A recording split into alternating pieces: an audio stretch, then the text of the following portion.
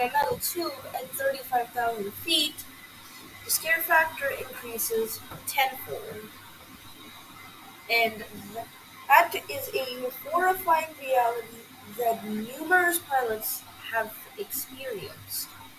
Some rose to the challenge and landed the plane safely, as in the case of Air Canada 797.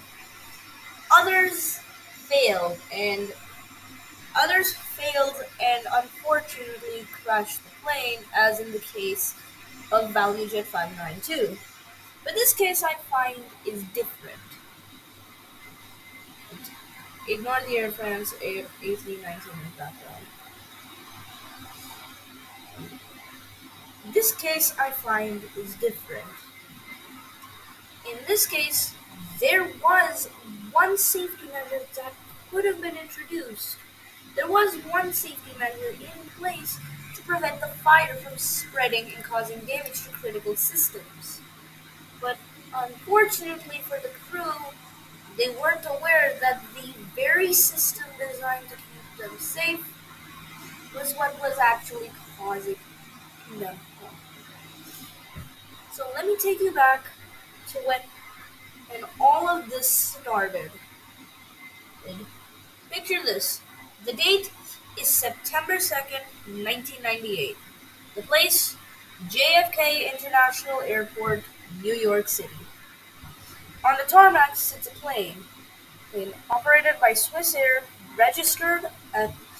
as registered as Hotel Bravo, India Whiskey Foxtrot. But the plane is preparing for a hop across the pond from New York's JFK Airport to Geneva, Switzerland, a flight of roughly 8 to 10 hours. After finishing up boarding, on the aircraft, there were 215 passengers and 14 crew for a total of 229 aboard. They couldn't have had one other person on board. Back to the story. And before we get into the details of the flight, we first have to talk about the pilots involved. In command of the flight was 49-year-old Captain Zimmerman. And he had about 10,800 hours of flight time, of which 900 were spent on the McDonnell Douglas MD-11, the aircraft they were going to be flying. And the first officer, Stefan Lowe, who was 36 at the time of the accident, had about 4,800 hours, of which 230 were on the MD-11. Now, you may see that both crew members aren't as experienced as you'd expect them to be, like 1,000 hours plus. But that is also because the plane at the time was almost brand new, delivered only in October of 1997, so just under a year old. Anyway, at around 8:18 EDT, the plane took off from New York, bound for Geneva.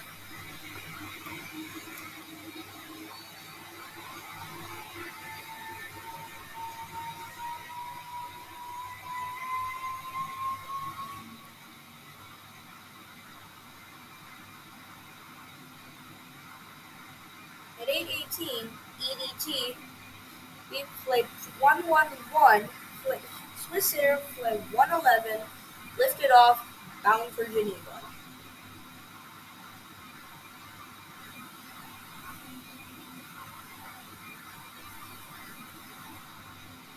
Okay, pull up. Pull up. Dear God, pull up.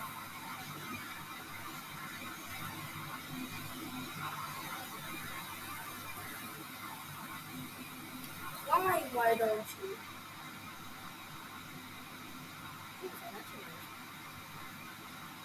For those of you who can't tell, I have a very short attention span. Okay, I see we are approaching a seawall. Why won't you climb?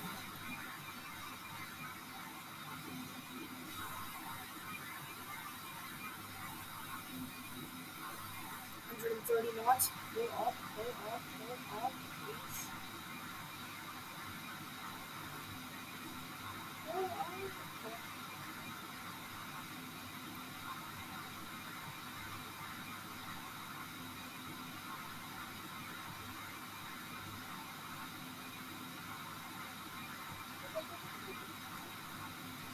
Up, up, up.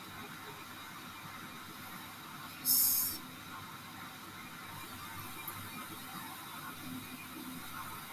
Around 8:18 p.m. UT at 8:18 p.m.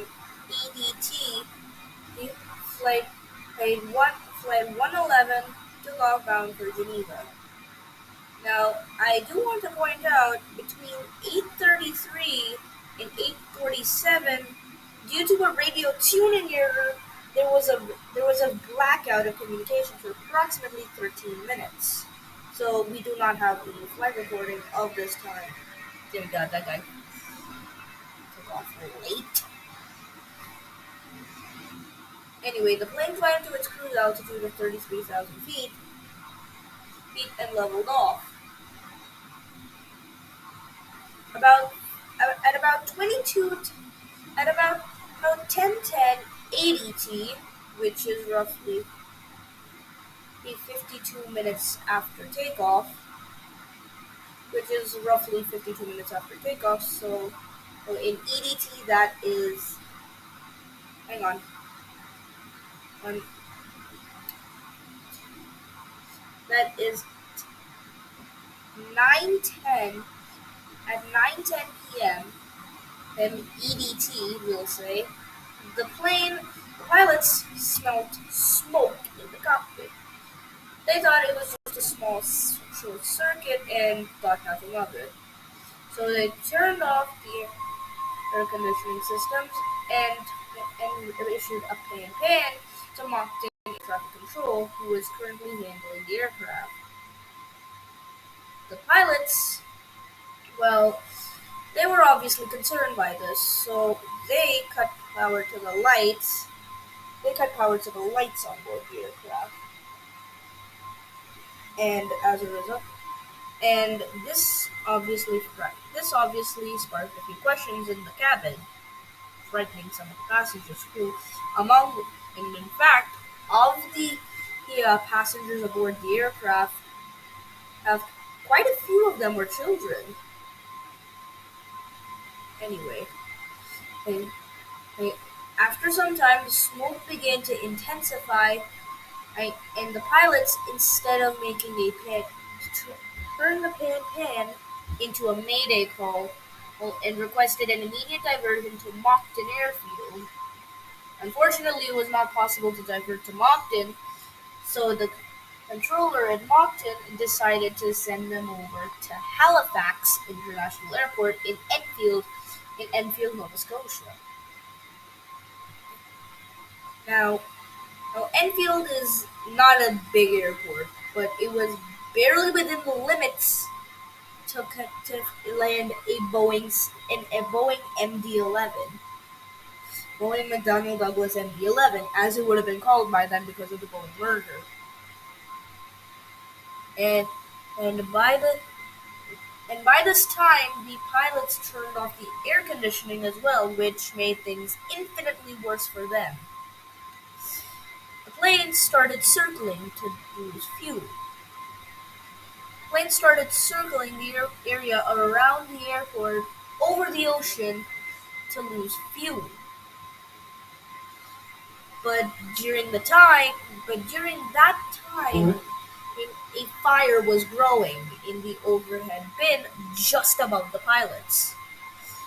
It's, the fire is believed to have been caused by an electrical arcing event, in which the in which the wires have what in which the wires just melt away. The wires either wear away or get melted away by the high temperatures. But whatever the circumstances, is the exposed copper wire short circuits with a flat surface, which in this case was a corner of wiring. So an arcing event occurred and the plastic caught fire somehow. Whatever the case, the fire grew. But there was one safety measure to suffocate the fire: metallized mylar. Mylar is very helpful when you are trying to. Mylar can actually be very, very helpful when you're trying to maybe inflate a party balloon or anything like that, because it can contain gases really well. But unfortunately, unknown at the time, Mylar also had a very, very, very bad side effect. Mylar was also used a lot in planes, specifically metallized mylar. And unbeknownst to anyone, and this fire suffocating material instead was a fire fuel, as metallized mylar is very, very flammable. So, because of this, the fire kept growing and eating the mylar film that was supposed to protect the passengers and crew. The fire extended back into the cockpit, and unfortunately, because the pilots turned off the air conditioning on the plane, the fire was pushed back to them because the air conditioning units were pulling some of the very hot and fire, some of the hot air, and even some of the fire towards itself. So the fire immediately raced back to the pilots and immediately started wreaking havoc. Like, eating through multiple vital systems, including the controls, including the control hydraulic lines.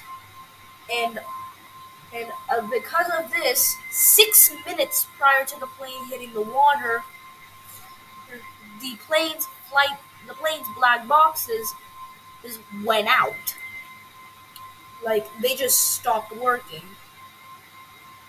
We'll never truly know what happened in those final 6 minutes, but we will estimate that it was a fierce struggle for survival. This this is a nightmare situation for any pilot to be in, and understandably so. A fire raging behind you in the cockpit seat is almost unimaginable.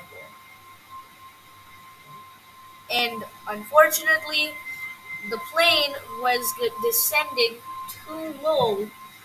Oh, the plane was also descending as it made loops, dumping fuel.